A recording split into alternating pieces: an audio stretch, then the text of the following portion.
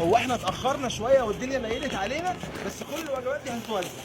وجبات الخير المره دي مش هغلط نفس الغلطه بتاعت المره اللي فاتت، هقولها لكم حالا وانا بوزع في الفيديو. توزيع وجبات الخير اللي قبل دي اتلم عليا فيها الامن بتاع المستشفى بحجه ان هم كمان غلابه ومحتاجين اي وجبه تسند طولهم اللي واقفين فيها طول اليوم.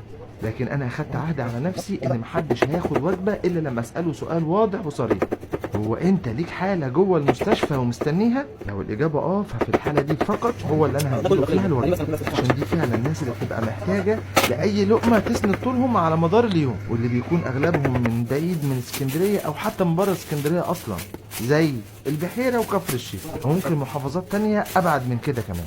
صاحبة الوجبات الخيرية دي المرة دي من الصعيد، فمن اسكندرية سلام مهاجر مسافر طاير لأهلنا في الصعيد، واللي نفسنا احنا كمطعم عم بقالي يكون لنا تواجد في الصعيد في حالة التوسع والنجاح بأمر الله سبحانه وتعالى. الوجبات المرة دي عبارة عن ساندوتش كريسبي واللي بياخد من جوه كابوتشي وطماطم ومن فوق مايونيز، وكمان ساندوتش سوسيس واللي بياخد سوسيس وبصل مكرمل وفلفل ألوان، وكل ده هتشوفوه وهو بيتحضر قدام عينيكم. وما نسيناش شوية البطاطس المحمرة وطبعا الكاتشب، عشان تبقى وجبات معمولة بحب وبإحسان وبأعلى جودة ممكنة. والكريسبي هي صدور فراخ احنا بنجيبها بنفسنا وبنقطعها وبنحطها في التتبيلة أول بأول.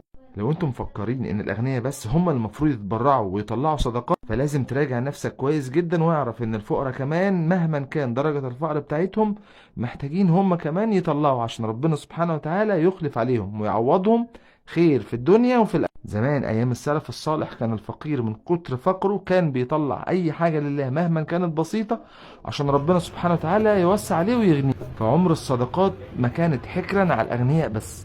خليني افكركم ان دي تاني مرة اطلع وجبات الخير لله، واللي ما كنتش عامل حسابها ولا عمري افكر ان انا كنت اشتري، واللي جت قدرا كده عن طريق واحد كان كاتب لنا تعليق ان هو نفسه يجرب الاكل بتاعنا بس المسافة بعيدة جدا، فبقى انه بيحب الاكل بتاعنا بس وعشقه من المنظر، فحب ان هو يتبرع ب50 وجبة لله عشان يخلي الناس تدوق الاكل اللي هو كان نفسه يدوق. فحابب اشكركم جدا على الثقة الكبيرة دي، وان شاء الله نكون عند حسن ظن ربنا فينا ثم عند حسن ظن.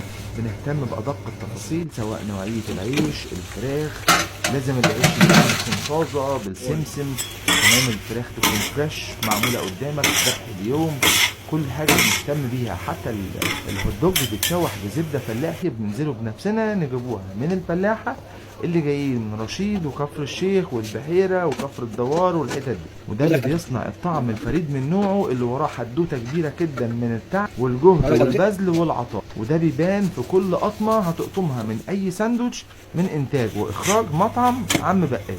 حابب أفكركم إن مطعم عم بقالي هو مطعم متخصص في سندوتشات البقالة وطاسات الجبنة السايحة، فهتلاقي عندنا مجموعة كبيرة من السندوتشات في كل قسم. زي قسم الجبن مثلا هتلاقي فيه سندوتشات مميزة لو انت من عشاق الجبن، زي الجبنة اللي هي التركي والجبنة كمان اللبنة بالزعتر، ولو انت من عشاق الفراخ هتلاقي الفراخ الستريبس والكريسبي، وهتلاقي كمان الناشفيل، وهتلاقي صدور الفراخ الخمس، ولو انت من عشاق اللحوم هتلاقي انواع جميله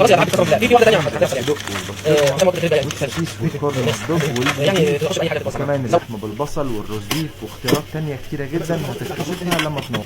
ولو انت من عشاق البيض والبطاطس كمان هتلاقي مجموعة من سندوتشات البيض زي الاومليت والشكشوكة والبيض بالبلوبيف والبيض بالسلق والبيض بالبسطرمة، وكل اللي انا قلته ده تقدر تاخده على شكل ساندوتش، او لو ليك في التغميس تقدر تاخده على شكل طاسه، بتبقى طاسه غرقانه جبنه سايحه وفوق منها الحشو اللي انت بتحبه ايا كان من الحاجات اللي احنا قلناها.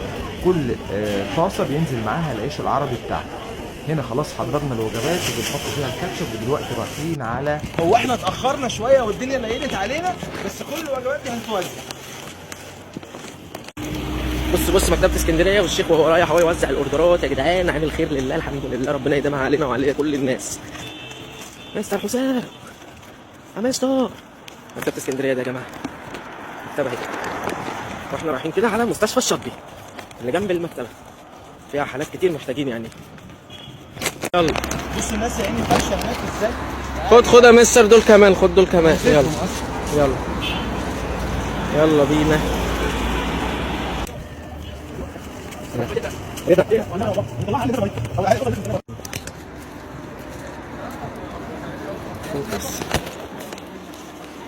بص انا هدخل مدرس على واحد.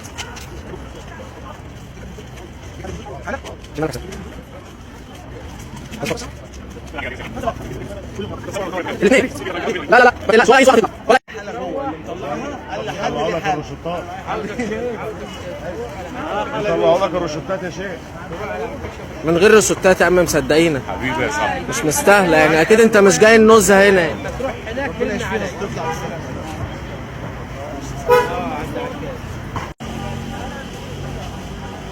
يلا بينا.